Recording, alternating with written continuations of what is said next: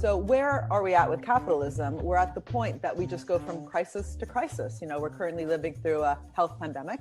On the back of that, of course, we have a massive global warming crisis, but we often have financial crises. So one of the key problems is that if we keep just fixing our way out of each crisis, we will by definition be too little, too late. And I really believe that we should be constantly negotiating together about the type of capitalism we want and getting a much more functional form of capitalism. And I really don't think we have a choice right now. Shareholder capitalism starts with the idea that only business creates value. And second, that business creates value best when it's maximizing share prices and values for shareholders. Stakeholder capitalism starts with the idea that wealth is actually created collectively by different types of organizations, not only within business. The second point is, how do we make sure also that wealth is redistributed between all these different value creating stakeholders? And that means, to workers and improving working conditions. It means serving our communities and definitely our planet, so it is more sustainable. But it's a much stronger concept if it's linked to an idea of wealth creation itself. There's different ways to walk the talk of stakeholder value. One is to recognize how the success of a company has been, is, and will be reliant on this immense, kind of collective effort. And actually name checking it, right? Talk about the funds from the public sector, procurement, grants, loans, bailouts, recovery packages, or trade unions that really helped foster, say, a better negotiation between capital and labor, right? So actually to name check all the different types of relationships surrounding a company which have been part of its own success. So for example, lots of the drugs that we all use, blockbuster drugs, often trace their research to organizations like the National Institutes of Health, which in the United States invest over $40 billion a year in health innovation. And so the first recognition is this wider, structure, social and physical infrastructure that companies benefit from. I just think that has to be, admitted.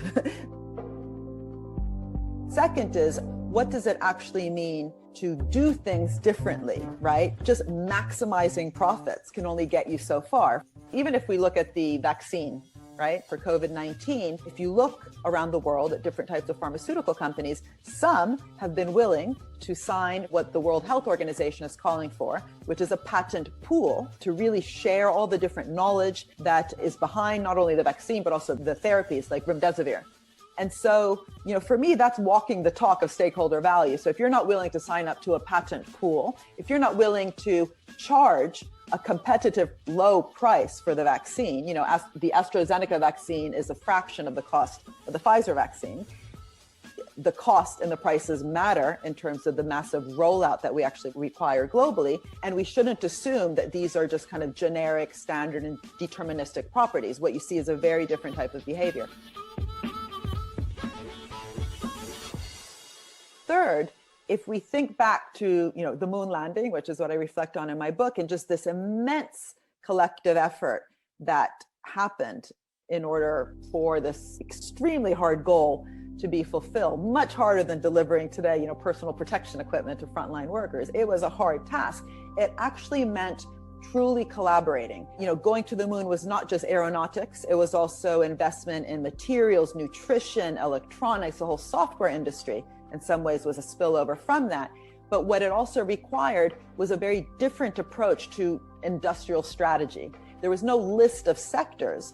There was a problem that had to be solved, and all these different sectors came together with government guidance to solve that problem. And I just think we need to get into that mission, moonshot kind of mindset, which is instead of just asking for handouts and subsidies, how can we actually collaborate together to foster new solutions for big problems, which today could also be something like, getting the plastic out of the ocean. But it really does mean that in terms of the immense lobbying effort, that companies have globally, that what they are asking for is less just about a subsidy here, a guarantee there, a tax reduction there, but actually working together with different actors in a fundamentally different way and being willing to collaborate towards solving a problem. I think we would just have a very different, planet that we would be living on today. We shouldn't see this as limiting your ability to make profit. The profits that are going to be made will be reflecting this collective value creation. This is the kind of big recognition point, which is if companies care about stakeholder value, they have to begin with how wealth is created in the first place. If wealth is in fact created collectively, then what does it mean to also make sure that we are adequately distributing the rewards that actually reflect that value creation? In that famous Google grant that went to Sergey Brin, it could have said, here's some money. If all fails, do not worry. It's guaranteed. Just, go away, experiment. But if you make over X billion, say on the back of this grant for the Google algorithm, a certain percentage will come back to an innovation fund, a common pot that will help the future Googles. Why not? We need to remember this is about certain types of market outcomes. There's varieties of capitalism. We are, again, living through multiple types of crises. And if we want to foster long-term growth, if we want to have a sustainable planet, we need to be working together in a fundamentally different way. And it's not going to happen just by talking the talk of stakeholder value. We need to start walking that walk.